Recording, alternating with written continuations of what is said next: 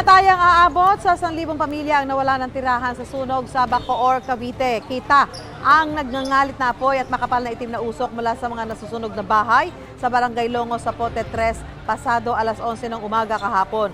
Ayon sa Bureau of Fire Protection, Bacoor, mabilis na kumalat ang apoy dahil sa malakas na hangin at gawa sa light materials ang mga bahay.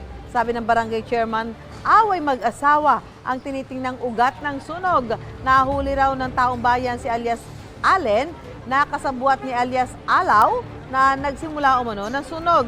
Nagpapagaling na siya sa ospital matapos magtamo ng mga sugat. Nananatili ngayon sa iba't ibang covered court sa mga karating barangay.